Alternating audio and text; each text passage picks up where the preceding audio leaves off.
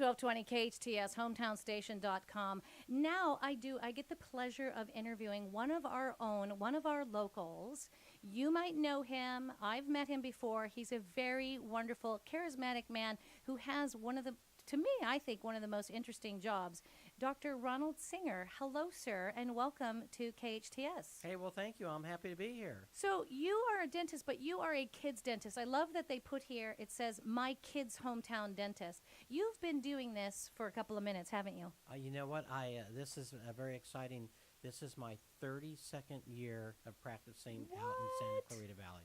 32 years here in Santa Clarita. 32 years. Same location. Now, have you always worked with kids? Only kids. I think that is amazing because I have to tell you, I think you have one of the toughest jobs because I have a little boy who's not such a little boy. I have to stop saying that. He'll be 18 in August, but he has autism and he was extremely afraid of going to the dentist. And I think it's very interesting how pediatric dentists or people who work with kids, how you kind of walk them through this process. Because when they go to the doctor, they can look at their arm or their leg or whatever the doctor's doing. You are kind of right up close in their face, and they don't know what you're doing. How do you deal with kids? Well, What's your method? You know, it's a wonderful process that we do in our office, a show, tell, and do. We explain to them in terms they understand, and there's a lot of distractions going on. There's TV sets and other kids in the office having fun, and the parents are able to come in and join in the experience. So it's a very friendly environment for the kids to have their dental checkups. But something very exciting to tell you, we have now just extended our age group, and now we're seeing kids to 20, 21 years old. What? Yes. This is very, because you know what, I am much older than that, but I still feel like a kid at heart. And if I want to go someplace, especially the dentist, can be a little intimidating. I don't care how old you are. Right. So I think that's wonderful that you're doing that. So let me ask you, on behalf of the listener who's tuned in right now, saying, I do need a dentist for my kid. What's going to make Dr. Singer different? What's his office look like? What am I going to see when I open that door? Well, the corner office is very special. It's a Disney theme, and basically it's Pirates of the Caribbean, the Haunted Mansion, and Mary Poppins. Ooh. So parents that come in of all ages and children, they love it. It's nothing frightening. It's just a lot of fun and great memories, and we have memorabilia everywhere from 50 years back of Disney, and they could look at ticket books at when it used to be 75 cents to go on the Matterhorn. Oh, I have a framed e-ticket at home because I've often referred to my life as an e-ticket, and someone gave that to me as a gift. Oh, how wonderful. So you've been a collector for a while. A collector, yes. That's your second job, is collecting? It is. Now, primarily Disney, or do you collect different, do you have any other themes in your office? It's mainly Disney. Mostly now. Disney. That's your other love. That's Correct. very Disney, dental. I could see the theme there. It sort of works. Flows together very nicely. It does flow together very nicely. Now, where were you before you were in Santa Clarita? Well, I actually opened up in Santa Clarita in July of 1982. And before that, I was in San Fernando Valley for about 2 years. Now, was there anything in particular that brought you to Santa Clarita? Was there something in the water, in the air, and you just said, you know what, this sort of feels like home? You know, it was the adventure to come over the hill from San Fernando Valley and see where Magic Mountain was, and this was where we wanted to create our home. I always say, you know what, we're far enough away from everything, but close enough, and it's really one of the best kept secrets. I agree. My maternal unit lives near Hollywood, and she goes, oh my gosh, you're so far away. It's like, you know what, I'm going to keep it that way, so everybody thinks we're too far, but we're really not. We're not. But it did sort of feel like that back in the day when there wasn't much here. What was there, Magic Mountain and Tips the restaurant, and there wasn't much to see.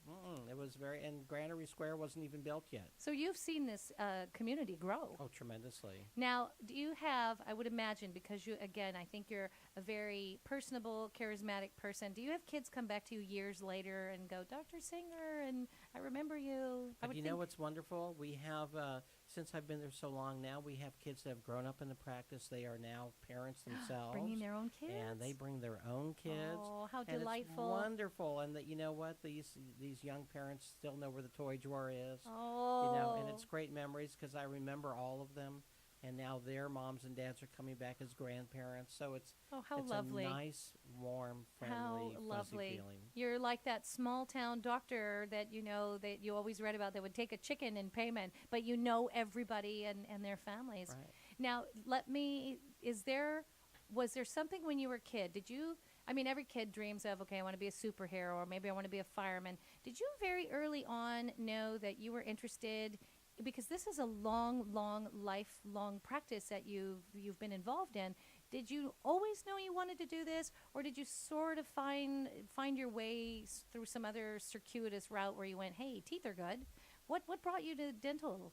Well, I think it starts back at a young age. My mother used to every year get me a gift. It was either a medical doctor bag to play doctor or a little dentist kit. So she had images. She had a dream. It was either one. Okay. So I didn't have to make a choice until after college, but it was kind of a motivation every year. She always wanted my son the doctor. Oh, so yay, Mom, you did good. She did. I think dental work is interesting too because you actually get to be a bit of an artist when you get in there and you're dealing. Because I've watched the dentist with the molds and the various shaping, and you're affecting someone's very first impression when you walk into a room. You might look at someone's eyes, but if they smile, boy, that's what you see. Correct. You help people make that first good impression. Well, it's very important. You want to give them a good impression and a good feeling when they're in the office, and you want to give them a great experience. And also, cosmetics is important. You want to just make them feel wonderful when they're there. And for pediatric dentistry, it's giving the child the best experience possible, giving the parent a great experience to know that their child had fun, and everybody leaves happy. And dental health is so important to overall health. So you're helping them build these great, over the course of a lifetime, really good dental health.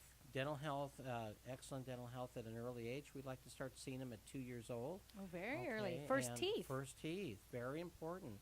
Parents come back and sit in the chair with them, and we create a fun experience and count their teeth and polish them, and hopefully everything's wonderful. And then we see them again in 6 months, and everything's great. Starts at a very young age. So I have to ask you a question. I heard a news report actually this morning that was saying that Americans aren't as gum crazy as they used to be as far as the chewing gum craze. And I remember growing up with the phrase, 4 out of 5 dentists recommend. What's your stance on gum chewing? Do you have an opinion? You know what? Since I have a dentist in my chair and I just heard this, I'd love to know your opinion. There's gums out there that they say have less sugar in it, Occasional gum chewing is fine. I think better than candy? Better than candy. Because I find sometimes if I can't run and brush my teeth, I'll throw a piece of gum in there, and I feel like, oh, well, at least it's getting some of the particles and it is. Things out. It is. The chewing of the gum actually removes some of the plaque on the teeth, and that's a good thing. Now, my son, we've finally gotten him to understand the importance of brushing his teeth twice a day. And when I was young, it used to be recommended, take your toothbrush in your backpack and brush in the middle of the day. How many times a day do you, what's optimal and what's just, right? Well, you know what?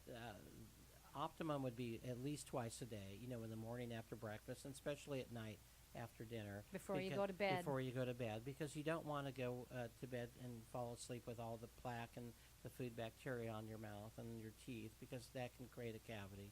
So that's minimum. And then if you're motivated to brush 3 times a day, go for it. Go for it. I know everybody in my office brushes 3 times a day. Well, Dr. Singer, I thank you for being my guest today. And if people want to find you, besides looking at hometownstation.com, do you have a website? Where should we lead them? Sure. The website would be mykidshometown.dentist.com. Wonderful. Thank you very much for being my guest, and look forward to seeing you soon and coming and seeing that office. Yeah, please. Thank you very much. Thank you.